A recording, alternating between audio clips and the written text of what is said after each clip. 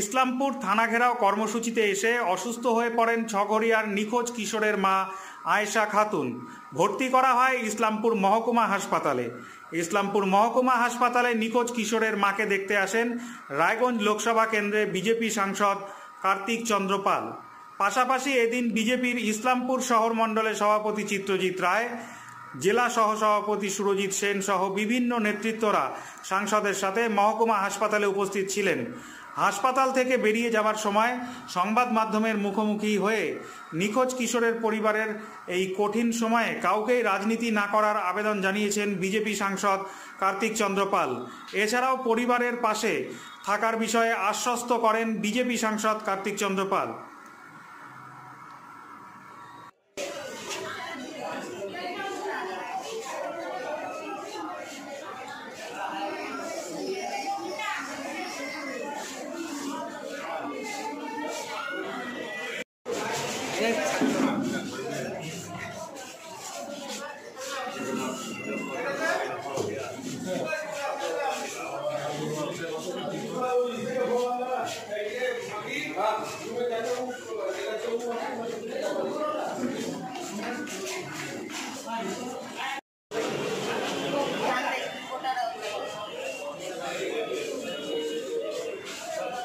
তারা সিবিআই পর্যন্ত দাবি জানিয়েছিল, আজ আপনি হসপিটালে আসলেন, কি বলবেন? আমি আজ এসেছিলাম আমাদের ইসলামপুরে, তার পরিবারের সাথে তার বাড়িতে দেখা করার কথা ছিল। আমি বিভিন্ন সংবাদ মাধ্যম এবং আমাদের যারা কার্যকর্তা রয়েছেন তাদের কাছে আমি খবর পেলাম যে তারা আজকে ইসলামপুর থানায় এসেছিল, সেখান থেকে তার মা অসুস্থ হয়ে যায় এবং তিনি এখন ইসলামপুর হসপিটালে চিকিৎসাধীন রয়েছেন। আমি তাকেও দেখলাম, তিনি প্রায় অচৈতন্য অবস্থায় পড়ে রয়েছেন। তার ইসিজি হয়েছে, ডাক্তার পরীক্ষা নিরীক্ষা করছে, এখন ডাক্তার ফাইনাল রিপোর্ট দেবে।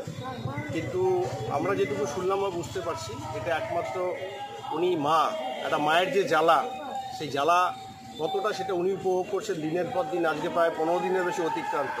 পুলিশ শুধু আশ্বাস দিয়ে গেছে, কিন্তু কাজ এখনও হয়নি। আমরা চাইব খুব তাড়াতাড়ি সন্তানহারা যে মা রয়েছেন, যে মা দীর্ঘদিন ধরে, আজকে 15 দিন ধরে ছেলে নিখোঁজ রয়েছেন, পাচ্ছেন না, সেই ছেলেকে তার মায়ের কাছে ফিরিয়ে দিতে এবং তার সাথে যারা দোষী তাদের আমরা দৃষ্টান্তমূলক শাস্তি চাই এবং এই ধরনের ঘটনা যাতে আমাদের সমাজে কোনোদিনও না ঘটে তার জন্য পুলিশকে কড়া পদক্ষেপ নিতে হবে। এবং তার সাথে বারে বারে আমারও দাবি যে পুলিশ প্রশাসন খুব তাড়াতাড়ি সেই ছেলেটাকে খুঁজে বের করে যে তার পরিবারের কাছে যেন তুলে দেয় এবং তার সাথে তার মার আমরা খুব তাড়াতাড়ি সুস্থতা কামনা করছি। এবং আমি রাজনীতির ঊর্ধ্বে উঠে সেই পরিবারের জন্য যে কোনো সহযোগিতার জন্য আমি প্রস্তুত আছি এবং আমরা এখানে রাজনীতির নোংরা, সামাজিকভাবে মানবিকভাবে আমরা চাই সেই ছেলেটা খুব তাড়াতাড়ি ফিরে আসে। দাদা, পরিবার মা বলছিলেন যে দাদা পুলিশের প্রতি কোনো আর ভরসা নেই, এতদিন পার হয়ে গেলে খুঁজে দিতে পারল না, তারা সিবিআই তদন্ত করবে, আজকে তারা বিক্ষোভ দেখি থানাতে।